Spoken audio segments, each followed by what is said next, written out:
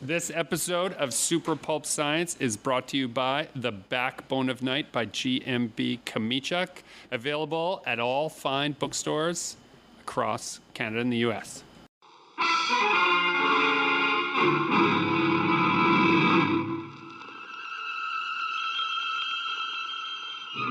Attention, citizens. It's time for Super Pulp Science. This is Super Pulp Science, where we talk about how genre gets made. I am here with my long-suffering co-host, Justin Curry, known the world over as Chasing Artwork, even though you might not have seen his brand recently on the Friday of Montreal Comiccon. Just one day, no Just brand. for one day, no brand.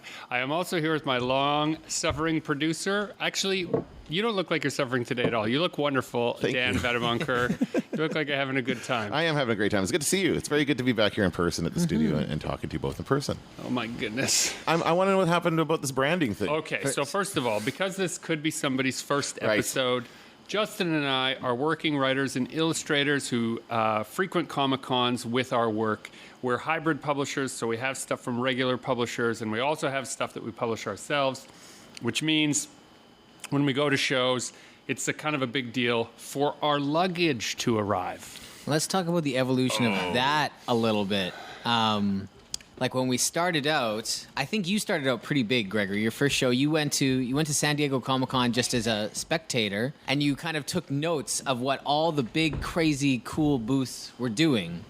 And then you came back to Winnipeg and you like replicated that. And so... Well, replicated is a generous, but I did what, to the best of my ability, I thought, okay, if you're going to really do it, you got to take it seriously. You got to come with stock, you got to come with work, and you got to come ready to play. So make a presentation out of it. Make a ziggurat. Right. I think we've talked about That's making a ziggurat, right? See previous episode, giant ziggurat. Giant ziggurat. Yeah. And at the beginning, I don't think anybody even had like easels propping their work up. You just plop stuff flat on the table, and that was like acceptable. No tablecloth, just a bare table and artwork plopped down. You might have had your new comic that you printed out at Staples.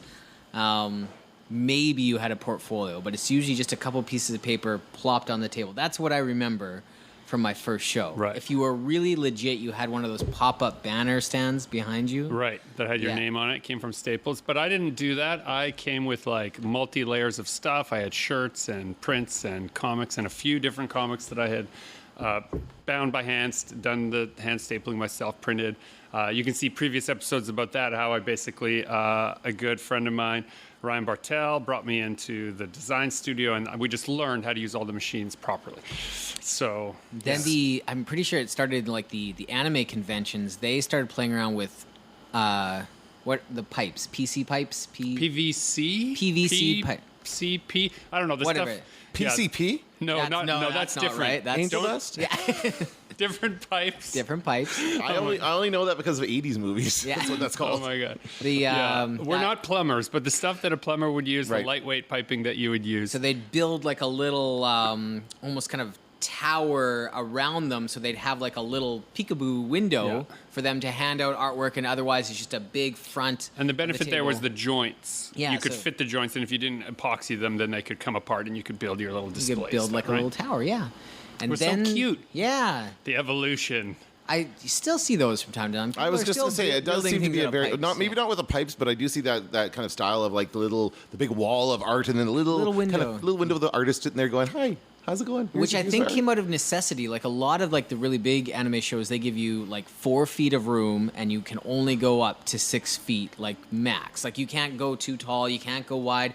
You have a very set amount of space, so you gotta fill it with your art, right? So what's the least important thing when you're selling your art? Is your little face. Yeah. So you just make a little window for your face. And the rest of it but you do need to see it at some point. Yeah. Oh my god. So then the quilts, right? Then the quilting started happening. The photography stands. Yeah. Somebody discovered photography stands are telescopic and they go really tall. And so everybody started to get these photography stands and made quilts of their artwork. And so you knew how It was almost like the more artwork an artist had, the better they were. It was like flexing, yeah. Instead of like 10 pieces, if they had like 35, enough that they could fill the whole quilt with no repeats, then you were like, ooh, that person, ooh. Now, there was also, I should also mention, because Justin, I don't think, was involved in that part of the comic world, an enormous, bubbling, seething, jealous hatred among regular comics people. Also, of this event happening at comic shows, because it's supposed to be a Comic-Con, and here's people selling splash page images. And why this is so vitriolic is that for a long time in comics, the idea was if you were good at comics, you didn't do splash pages, you showed storytelling. You emphasized your storytelling, and that what people should appreciate, the auteurs focused on their storytelling.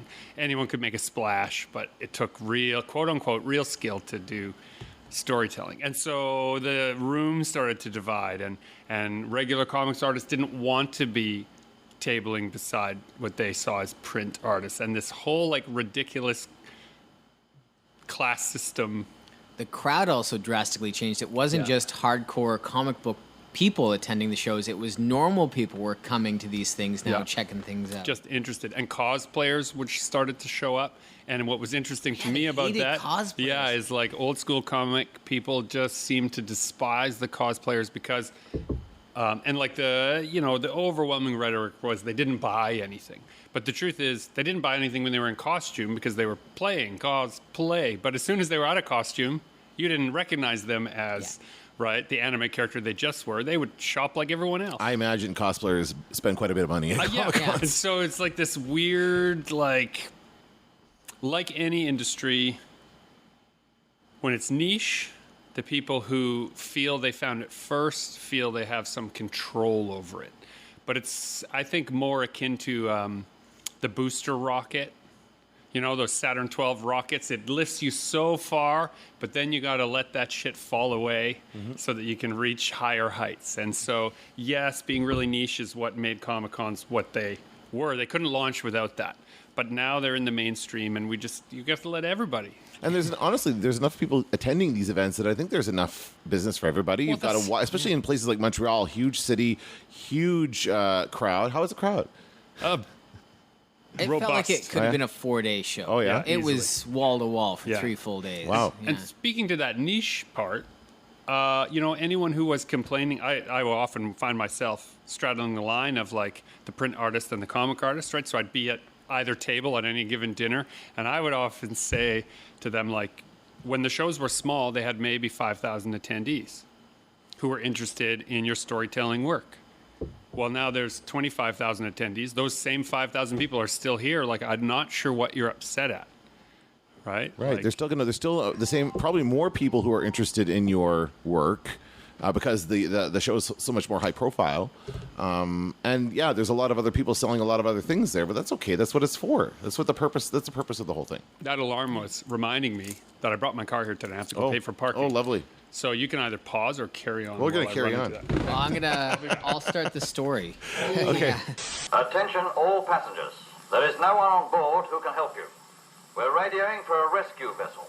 So all this to like ramp up the fact that over the last 10 years of doing this, my booth has gone from no tablecloth, nothing behind me, to what it is today, which is usually 2 tables minimum. I have branded tablecloths covered in my art, big logo. I've got 2 light stands that make a kind of a big U shape, so I can have this like big inviting like arc behind my booth. And then rather than making a quilt of all my artwork, I have these big vinyl banners that like just hang down and are covered in art. I hated the quilting because you'd ruin the artwork after like 2 shows. You can't sell it after, right? No. It like a display quilt like looks really nice that first show. By the second or third one, you're really starting to see it. Like I could never keep them nice looking, and then you'd end up throwing them out. So I hated that. So I've got these big vinyl banners. What else? And then just more and more art, right? Like I've got so many pieces. I've got so many books. I always max out the amount of stuff I can bring. Even now, like the last couple flights I've been on, you're allowed 50 pounds. If it's overweight, you're paying $100 extra.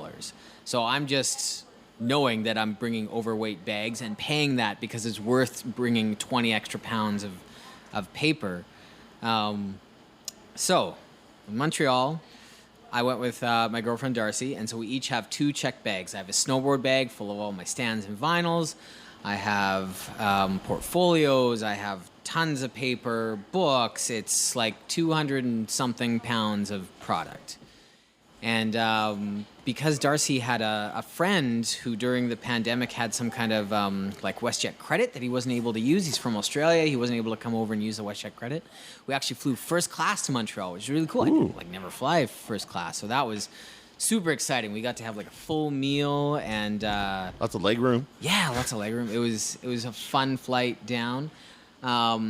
But this like week leading up to Montreal, we're hearing all these grumblings of what's going on in the airports right now.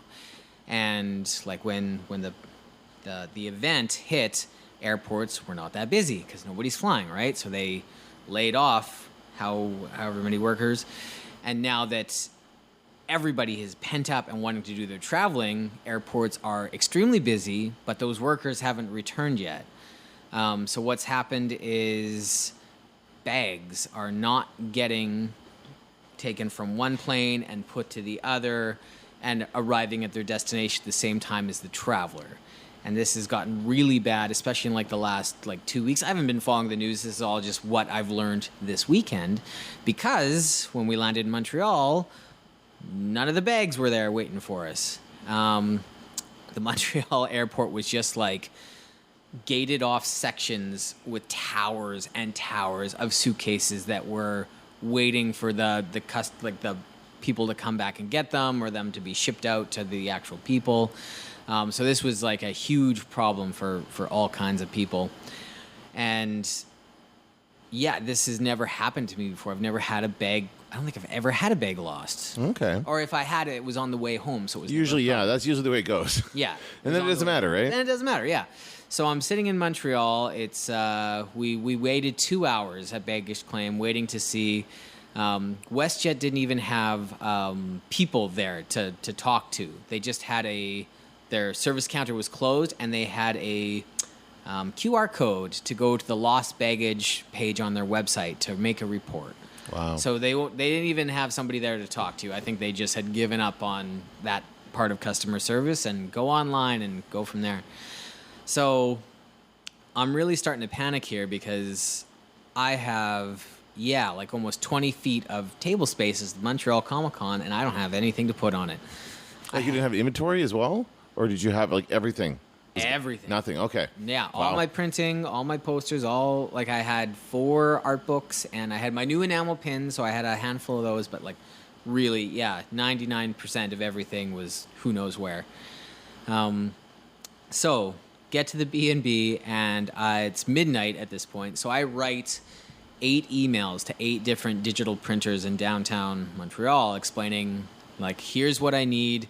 Here's the quantity I need. Here's what happened. Can you help me? Because the show starts at noon on Friday, and I need to get like 500 to 1,000 posters printed as quickly as possible. And when I woke up in the morning, it was kind of like all 8 said that they could help me. They were all like, yes, that sucks. We can do that. Send over files. Let's go. So I found one that I like the look of their website and they seemed to know what they were doing. And so I sent them, it was kind of great. I have Dropbox folders where I have things divided into folders of like low, medium, high, really high, like kind of like print everything in this 10 folder 10 times, print everything in this folder 20 times. Like I had it all organized. So it was really easy just to send a link and copy with an IE. Copy Nova in Montreal is my new favorite printer. Awesome, yeah. I'm going to be using them every time because they printed everything like within an hour. Nice. Me getting there, paying, they said, okay, be an hour. So during that hour, I went to a couple different camera stores and found a new photography stand to do what we were just talking about, to build a back wall behind me. And then we made it to the convention, and Friday I didn't have any portfolios, so I didn't have any way for people to flip through things, but I did have some thumbnail sheets for people to look at the menu, and then I just kind of like covered my table with artwork. I had artwork behind. I taped a bunch of artwork to the table. And then the really cool thing was, I posted about this on Instagram, that like just on my stories, that nothing arrived. I'll be at Montreal, but my booth is not going to look the same as it usually does. And so when I arrived at the con, like 8 different artists came up offering help. So Brian Hong came and gave me stands and bags, and I'm forgetting some names now, but there was like 8 different people like came up with like, here's some Sharpies, here's some stands, here's this, here's that. Like everybody came out of the woodwork to like offer help and see what I needed, and that was like a very warm and fuzzy feeling. That's awesome, yeah. Yeah. So Friday we survived the show, and all this time there's the WestJet app that is just still searching for bags. There's no updates. It hasn't been scanned. It's just still out in the ether somewhere. Yeah. So Friday near the end of the day, the bags are found. They're in the Montreal airport and they're ready to ship to us. It's like, okay, everything's great. So now all 4 bags are with some kind of courier company that's going to bring it to our B&B. And they gave us a window of, on Saturday, we'll deliver it to your B&B around 7 a.m. to 1 in the morning. At some point, they'll be delivered. Yeah. So that wasn't going to work. So instead, we went straight to the courier place right after the convention, picked up all 4 bags, and then Saturday morning I woke Gregory up early to help me bring all 4 bags to the convention so I could set up a second time. Wow. And then I was at full power on Saturday, and whew.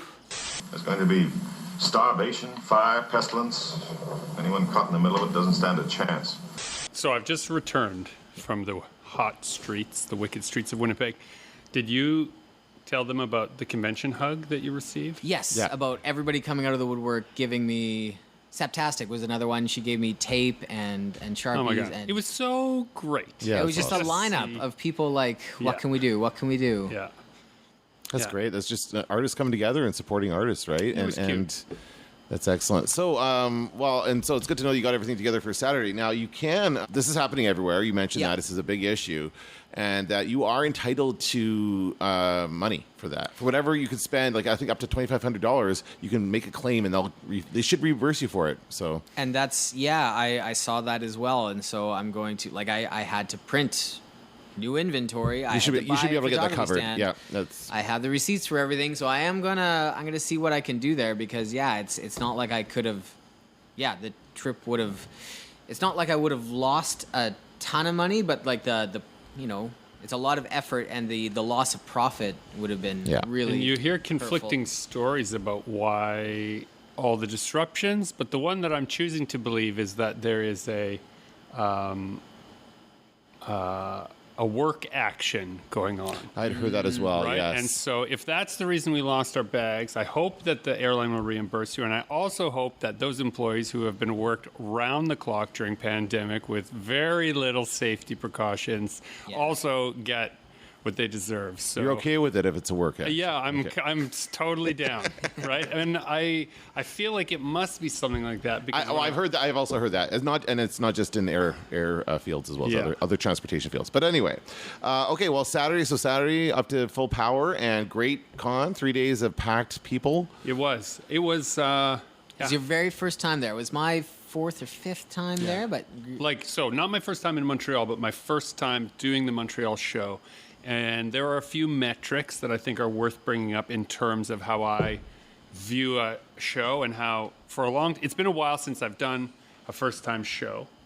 I'd been retreading, going where the grass I knew was green and those kinds of things. But new organizers took over the Winnipeg show, really liked them, really been getting along with them. They are just so reasonable and common sense kind of people. And so I said, what other shows are you running?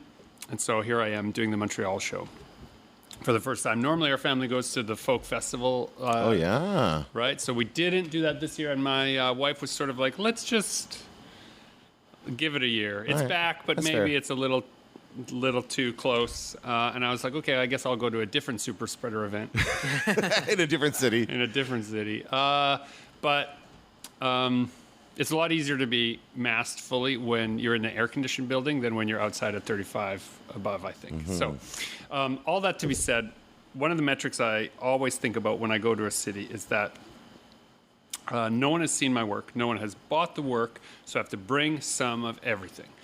I have certain products now that I always bring to Vancouver because I know I sold them in the past, and so I have to bring book 2 or book 3 or book 4, right? Or whatever the follow-up is. I know I have notes and a little spreadsheet that keeps track of sort of who I'm feeding, what beasts I'm feeding. But Montreal was totally clean, so I had to bring a broad spread. And my work kind of falls into a few categories as far as the posters go. I have a set called A Fairy Tale Ending, which is all grim fairy tale characters. Black and white set, very iconic. Justin basically art directed it, is how it came about in the first place. My World War Weird propaganda stuff that came out of my Midnight City work. My Minus Institute stuff, which is a little bit leaning on 60s style guides, but also heavily propagandized. And then my sort of 80s horror monster movie poster and adjacent things, which then dovetails kind of nicely into my sort of 18th century literature monsters. So and the ones around there like Spring-Heeled Jack and Dracula and Frankenstein and Carmilla and all that kind of stuff. Plus about 20% fan art in there. So I had to bring some of everything. Montreal. Loved everything macabre, everything grim, everything dark, everything that is usually the deep cut. Like almost nobody knows or recognizes Day of the Triffids. Montrealers, I love you. They were like, Day of the Triffids, yes. Yay. Almost nobody knows too much about the story of Carmilla. They just respond to the image. Oh, there's a Carmilla con out there. I know. I think I've spoken with the organizers of that con, actually. Oh, excellent. You Yes. put me in touch. Not too many people usually connect so fully with the source material. Like on more than one occasion, a random Montrealer said, "Oh, this slogan you're using, that's a World War I Irish slogan, and you've mixed that with a World War II against the Huns slogan." Join the fight, make comics? You're Right, talking about? and like like those kinds of elements, they're seeing the slogans and the That's cool. typography, and Yeah, they were so engaged in the work. It was great, but nobody liked my fairy tale stuff, which has in every city, for years now, been like one of my strongest selling, like best. Like if you've never heard of me, this is usually the one that people connect to. No, they hated it. Like nobody. And so much so that by midday Saturday, I took it from the table because it was taking up room and it was just doing nothing And for you me. probably brought a lot of it too, because it's usually a strong. It's usually a seller. strong seller. Interesting. So, yeah, it was a very strange thing, but like it more than made up for it.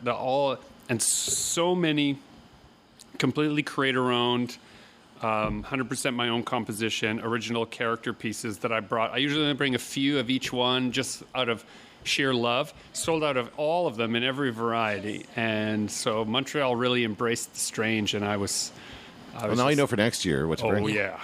Oh, yeah. Yep. And I brought also only, I don't know if this is a pro tip, but this is what I found is usually good on a first show. I don't bring series. So, like, even though Midnight City is a good seller for me in general, I tend not to bring it to a first show. I bring done-in-ones. So, like, complete stories in one volume. So I brought Underworld, I brought Infinitum, I brought Moon Patrol, I bring my novels. Because then, if someone's never heard of me, they're not going to bite on a whole series necessarily, but they'll try one or two, or they'll sample, and then if they like it, they'll usually come back around for Right. the full buffet. So next year, tons of Midnight Cities I will bring. Okay. And maybe even have a new printed edition by then next year, now that I think about it. Yeah, and you won't have any prints in your suitcases because we're both going to print all our prints at Copy Nova.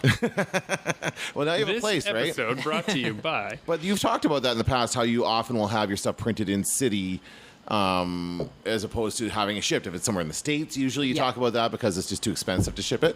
So now you have a place in Montreal to go to, and you want maybe that'll become more common because of all the issues around airports. I mean, you guys still drive to a good chunk of your cons out west, but you do fly. Yeah. And that can't happen every time. Something's got to be done about that. I don't mean to dwell on it. Yeah, well, you mean it just might be the state of the world for a while. It is, yeah. I met a member of Homeland Security, and we spoke for a while about all the different vagaries of how our business, being such a weird gray area, whether you as a guest, if you're invited as a guest to the show, are you working, Yes. right? Well, no, if no money changes hands. As a Right, guest. so Okay. guests, and there's so different border guards would say yes, you're working, you need a visa. Different ones would say no, you're not. If your publisher is providing everything and you're just coming and leaving, right? So there's all these gray areas, and so a very nice border security guard said, if you ever get jammed up, you feel free to reach out to me. I can confirm to them that as long as you're not actually trying to commit a crime, you're just describing your business to them and they don't understand it, I could probably smooth things over in that way, because he was a very conversant, very huge comic lover, deep nerd.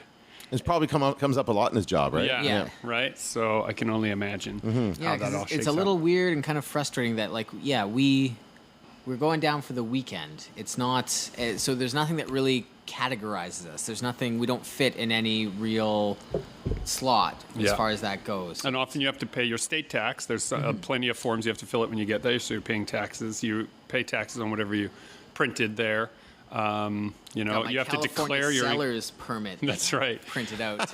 You have to declare your income when you come back, right? And so, like, you know, they get you every way there is to get you. But sometimes if a person just doesn't believe your story, like, why are you traveling with this stuff? Oh, I sell pretty pictures at a convention in New York. Sometimes they just say, it doesn't seem likely.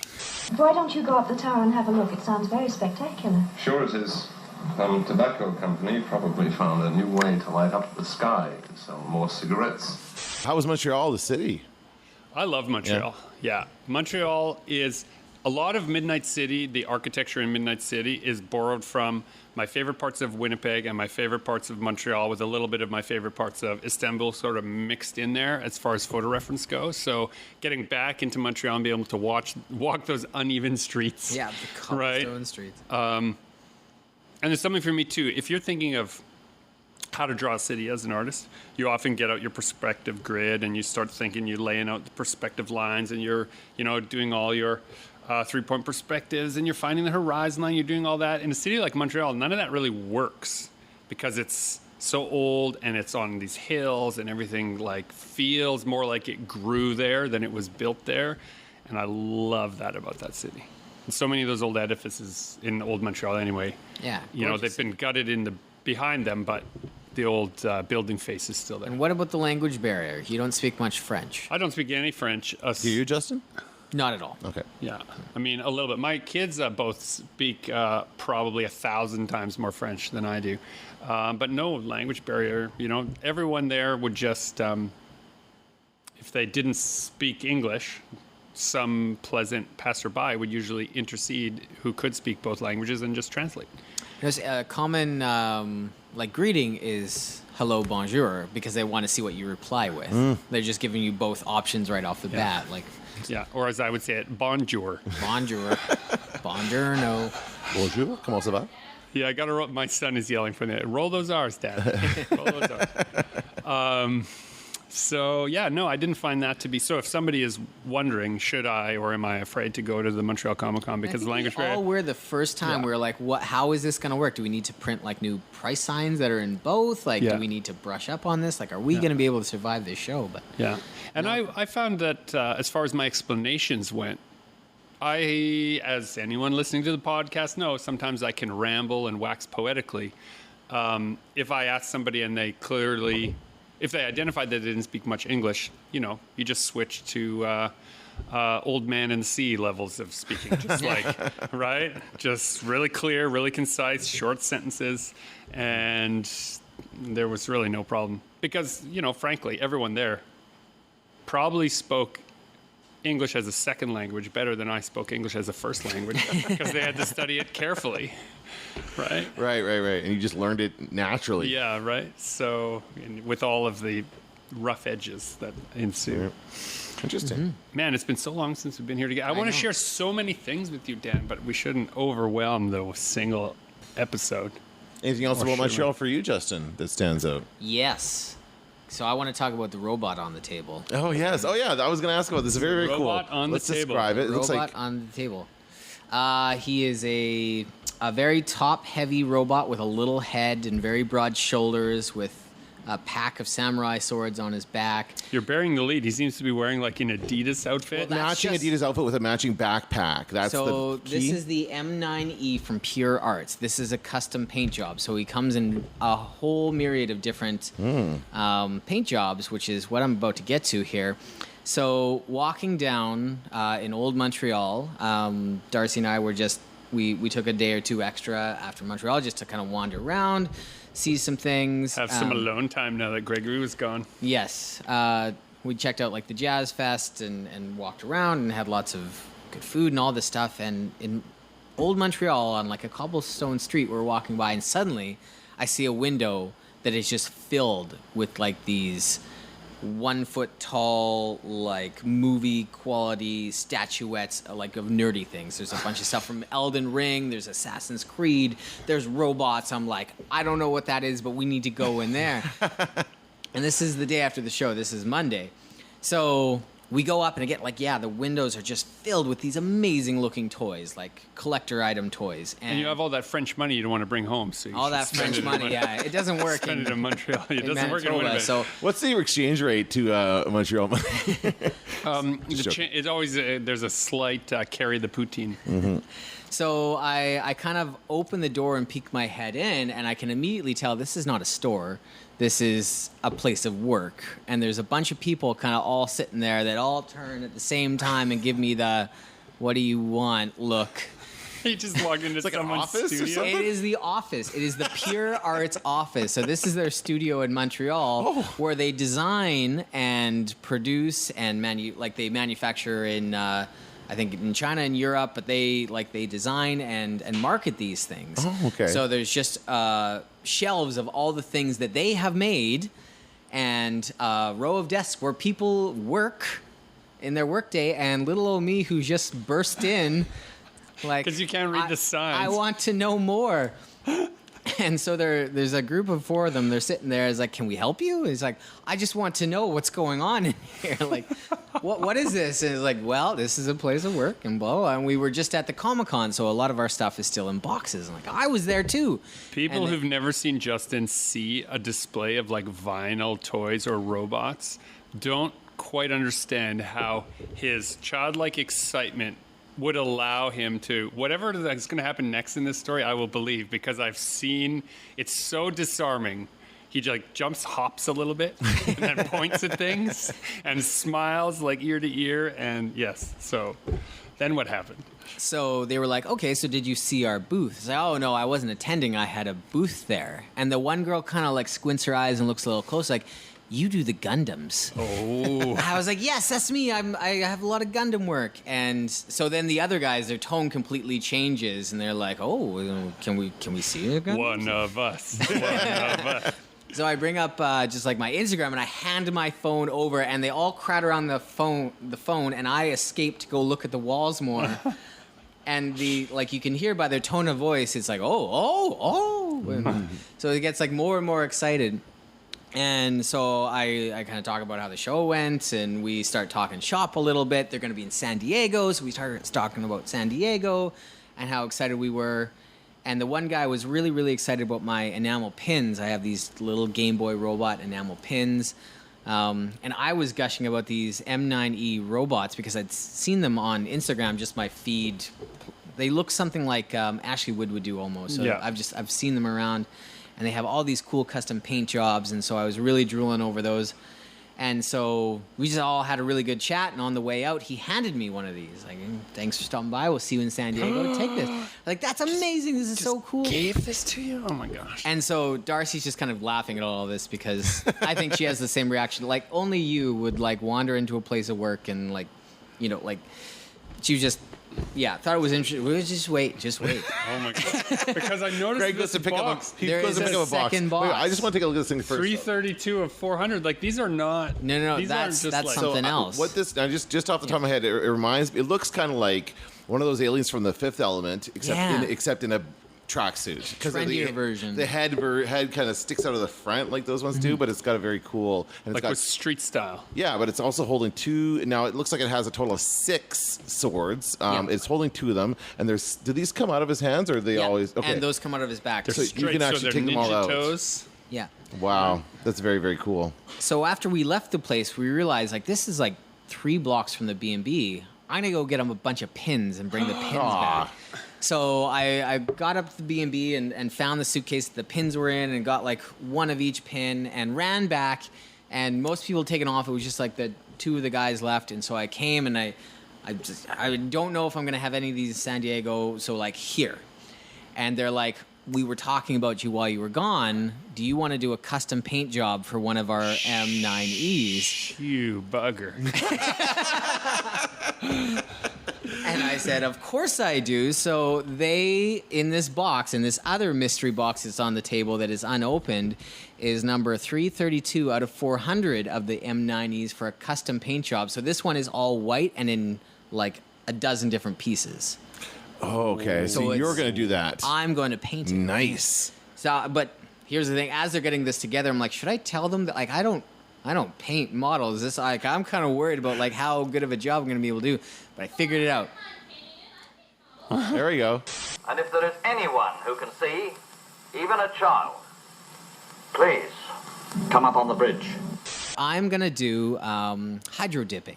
Yeah. Where I'm going to make a hydro dipping is, I'm sure you guys have seen it on the internet. It's when it's like a pool of water where they have, it almost looks like a picture on top and they dip, it's usually like gas cans or like a lot of car stuff. They'll dip it in there and the whatever's on the layer of the water transfers onto whatever they're dipping it in.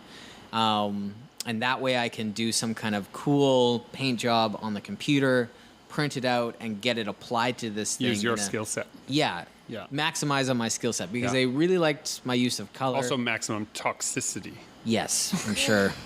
But I can't do this. I don't have an airbrush. I don't Yeah. paint models by hand. It's a That's a whole cool skill idea. set that I'm really Tune in impressed next with. episode. So is to the goal, see. are you going to recreate this digitally and then create the design? I'm Like, going to you're make draw some this? kind of design digitally and then apply it to this white blank version that's in the box. Oh man, I imagine it's going to turn out to be a pretty good print too. Whatever, like a chasing artwork version of this kind of thing. That'd be very cool. So these guys have a very strong relationship with Signature Toys. So they're going to be at the Signature booth. Probably a lot of the stuff you've seen at Signature booths at Comic-Con was done by They Pure had Arts. produced.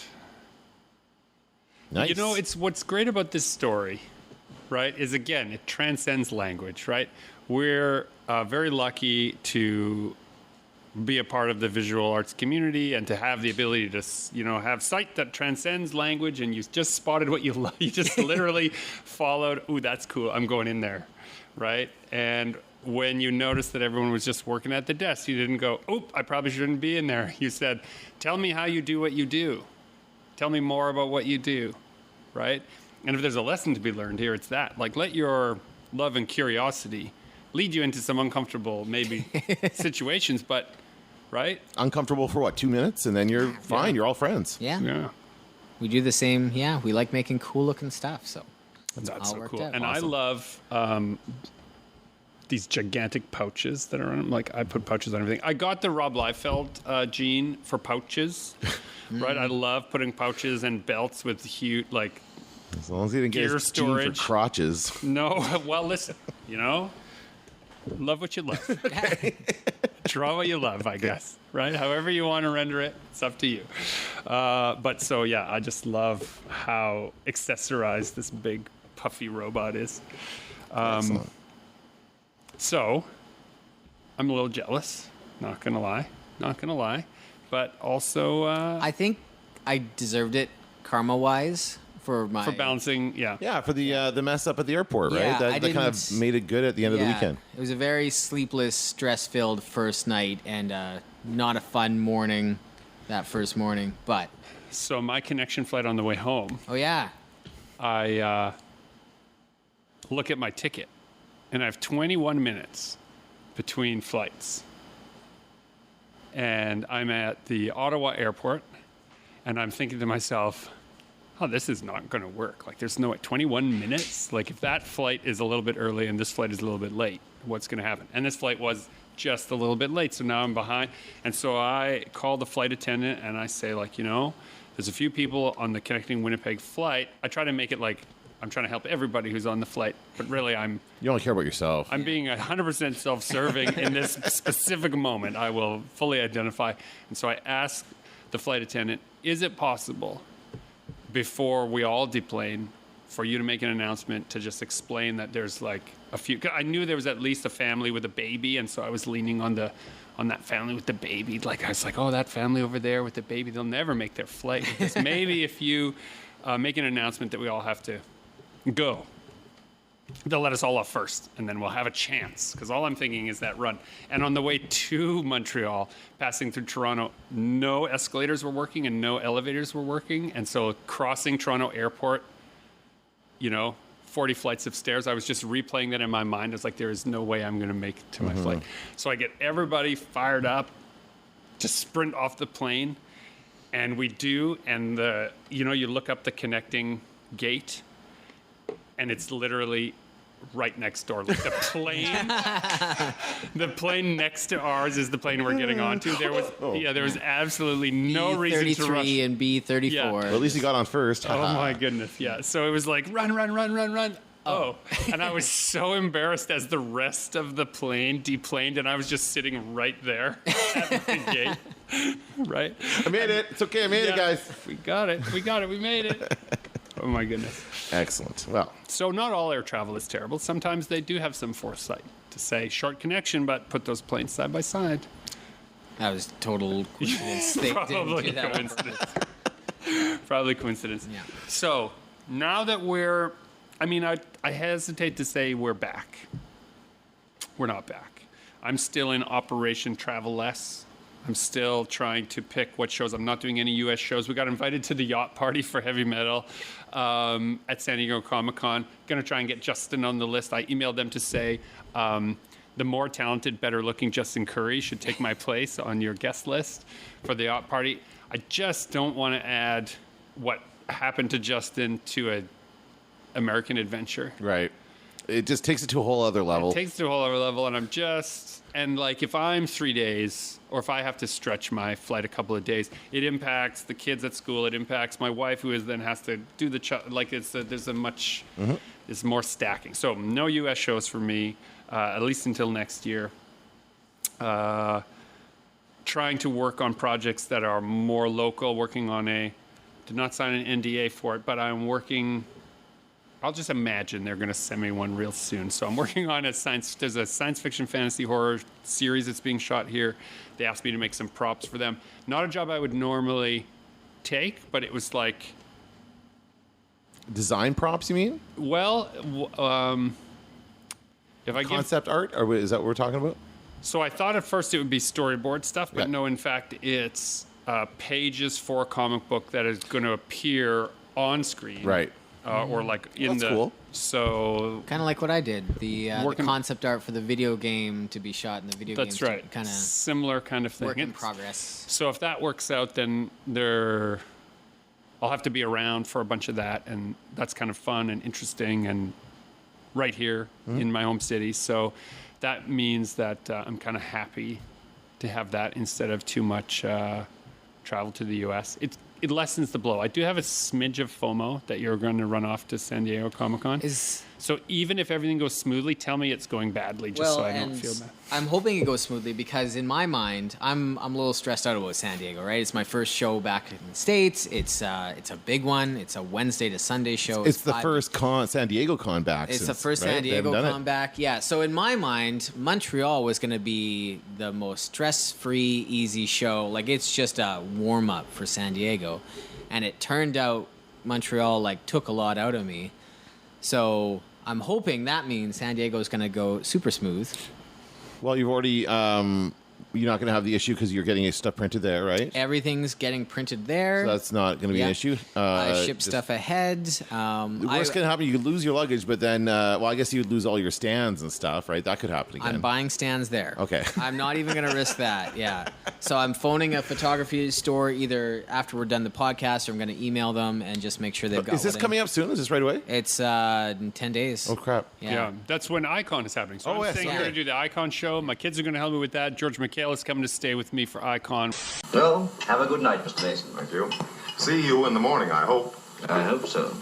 And I'm also in this interesting position now where my kids are old enough to, don't take this the wrong way, boys, be of use at a show. Well, you know, if we lived 100 years ago, you'd be on the field right now, tilling the whatever you call them. But I had 180 pounds of luggage to take up here, after the show, and they were in the car with me, and so everyone grabbed a handful. Everything's on wheels, and suddenly it was like, oh yeah, right. If you had help doing this, it's easy. Yeah. So we're gonna do a local show. So they're gonna see a little bit about how the work side goes, and then it's also a small enough show with a really lovable community that I think it's gonna be letting your awesome. kids be free range at that one is pretty safe. Yeah. So I'm looking forward. I'm not going to to be able to go to Icon because I have a job where we work weekends. Right, you're journalizing now. I'm officially a journalist. I would call myself. I feel like a journalist for the first time ever. So I'm writing articles for CTV, their website, basically. Although I'm going to try and go cover it for CTV. I'm just going to go down the street because our office is right there, right downtown. Convention center's right there. I'm just going to pop over. We've got extra passes for you. Yeah. Well, media. I'll be media, right? He's media. I can. No door is regardless, closed. It's a good story. Regardless, it's the first big con back, first real big con, first local con. Because I mean, the one in the fall was great, done by the same company, reduced but it's also an out of town group, right? This one is done but locally by a great. I have always said Icon. They're the best con organizers in the city. They always do the best job. So I'm looking. I do want to go at some point. Maybe I'll go on Friday actually, because I don't think I'm working on Friday. But I won't be able to be there. Unfortunately, I was hoping to have a table there for FanQuest, FanQuest, but I'm not going to be able to do that. So. Well, if you've got some FanQuest handouts or some stuff, we can put that up. We'll put it with all our stuff. That'd be great. Easy. Thanks. One thing I also can say, I can confirm now. I've done enough shows between Calgary, Saskatoon, and Montreal now. I can confirm Automatic Age, Book 1, worst cover I've ever made. Well, because you can see them all up against each other? No, what I see is the way people interact with things. Right? Covers beckon you to interact. Right? See, that's Backbone at Night. Yeah. People love that. Pick that up like crazy. I sold so many copies of Book 1 of Automatic Age as a result of the cover of Backbone at Night. Is that right? Yeah, people would pick that one up and then say, oh, there's one that came before, and they would jump to that, right? See, what I like doing, and I think I did it with Automatic, I don't mind this cover. I think it's fine. I mean, it doesn't really say anything about what the story is. There you go. Right? And this does. This has all the characters and stuff. Right. But that being said, yours, the illustrations are what gets me. I always look back. Like, I just did this. This is my bus book right now. I'm reading it on the bus. That means so much to me. And when I see a reference and I recognize something from the cover, like this Smalley, this guy Smalley, that's the... And I flip back to the cover and I look at him. I'm like, then I have that image in my head as the scene plays out. This doesn't give me that. See, as an idea machine, Backbone of Night's cover is stronger. Yes. As a representation of the story itself, Backbone of Night is stronger. And for the simple psychology that Automatic Age, which for those of you who can't Google it immediately right now, it depicts a android raising his hand up and some wasps are flying around it and there's some bullet holes in the android. And explained another way, there's a big hand that says, don't come here. Don't pick this up. Stop. Right? So while it was a mistake. It was whatever. like, You learn. Yeah, you do learn. But I can confirm now 100% from, not from my opinion, but from the way people stopped, turned, and reached to pick up books. I had Did you have them like set up beside 5 or each 8, other yeah, like this? side by kind of thing? side like that. Yeah. And Yeah, I mean, even the white Everybody- type, yeah. the Yeah, white everyone type kind of picks up jumps that out more. yeah, the white text is better. Like everything about that, and I learned some lessons. I was sharing some failures with a student from Red River, and just showing. Well, they were sharing some things that they didn't think worked. I was like, "Oh, it happens," and this one got in print. Look at these two, and even they immediately were like, "Yeah, right. That's kind of tells you don't pick me up, right? Stop." Yeah. So they see what you see. So you can be blinded by your own version of what you're presenting, and you must share with other peers in the field. But I mean, like you sent it to me when you were working. I'm like, yeah, that's cool. Looks fine. Yeah. But in retrospect. But look the two of them together. right. Yeah. That was It's it. clear You didn't which give me one's any other better. options. You That's should have right. given me some thumbnails. I had lots of thumbnails. I have so many thumbnails. I have so But many it doesn't. different It doesn't versions. ruin this book. It's still a good book. Oh, no. It's still a good Yeah. piece of work. You just have to work a little harder to sell it. And really, like this sells that, right? Once people pick said it up. that. This. Oh, Yeah. you have to read this first. This is the first chapter. Well, this you doesn't don't. make sense. You don't. You don't. should. I You kind of don't. feel like I did. You can. You don't. There's no should here. I'll tell you this. I didn't reread this before I started this one. Right. So not necessary No. to. Yeah. true. But short enough that if you wanted to, it's about maybe 2.5 hours, 3 hour read. yeah, Depending on I think I right. did that all in one sitting. That one. But Yeah, this that's one how is, it's designed, is to be a This one is single actually it's a story. great bus book because it is very Short. very short and the chapters are very. Like succinct, and you can even just one page, like I like the one page chapters, which is like, oh, good, that's enough, closed, done. Why do they keep coming back? I don't know, Susan. And there must be some reason.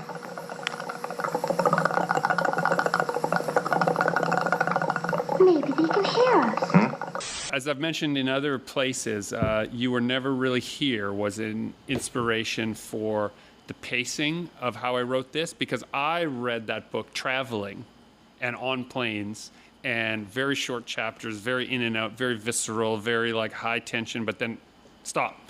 So to hear you say that tells me that the grand experiment It is almost working. it took you as long to. It was like reading a movie. Like the movie took me about as long as the book. It was Yeah. great. And I'll pay another compliment here in that you also said when we at the book launch, I remember you saying something like your goal is to put these characters in a impossible to escape situation, and then try and figure and go to bed, and then figure out the next day how to get them out of the That's right, situation. yeah. And what I felt, and I'm not even finished this one yet, but there are certain scenes in Backbone of Night in which I feel like the desperation of the running of the characters, and that reminded me because I just finished reading it, The Running Man, Right. the original Running Man, the book by Sure, Stephen yeah. King. Like literally running for your life. That is something that I've not really felt conveyed as well as you have here, except for in The Running Man, which Yeah. is of course the best version of that. But like just because he does, like, there's a scene in The Running Man where he like has to crawl through a pipe, and he just like. so vulnerable because he's in such a tight and he space. can't. He doesn't know what's ahead. It's complete Yeah. darkness. He doesn't know what's ahead, but he has to go because the option is death. That's what I get. That's the feeling I get from. Right. There was a certain scene. I don't remember which one, but it was like he has to go. He doesn't know what's ahead, but he has to go because to go the other way is to die. Yeah. So there's no choice, right? Well, I and love that. I know I'm also get to borrow, nobody's as good a writer perhaps at making those tension as Stephen King, but so one thing that I have going for me is that because he has his son with him, there's that added layer of like, don't fall, don't trip, don't fail, right? Because if you make a mistake, it would be way worse to watch your child die before you did, right? So you have to. But regardless, if he makes a mistake, his child will die. Like Yeah. that's just horrible to think Yeah. about. So yeah, it's terrifying. So a very fun book to write, and as a result of that, I writing that and getting really invested in the high tension. J.H. Moncrief was helped us launch the book, and we've been in pretty constant contact ever since that. Really getting along really well creatively, and put me in touch with a publisher that publishes just high octane monster book stuff, and it felt really good because I pitched a book to them, and they said, send me a writing sample, and I knew that I could send that sample, and it had all the kinds of things that they wanted. Like, it was an interesting place for me as an author to not have to come up with something new or come up with a way to present it. When they asked for a writing sample, I was able to send the ARC, which is the advanced reader copy, digital ARC of these books, which are short enough that it's not in a position to expect that editor to read through it, but also the chapters are short enough that I could direct and say, I think this chapter, and this chapter are really evocative of what you want to do with these. So skip the rest of the book if you just want to jump to these pages, but if you want to read the whole thing, here you go. A completely new place for me as an author to have something so fresh, like you should only be sending samples that are within your last 9 months, right? Don't send samples from years ago. That isn't you. So to have a book that was so fresh, and then to send that off to pitch for another novel, that was a brand new experience for me. Cool. Yeah. So thanks for your kind words, Dan. Oh, it's great. It's a great book. Yeah. So I'm sure we could talk about a million other things, and we will now that we're going to get back to our regular studio recordings. But I think this has been Super Pulp Science, where we've talked about how genre gets made, how flights get canceled, how luggage gets lost, but how every now and then your connecting flight is just right out the gate. This is Gregory Comiccon encouraging you to join the fight and make comics.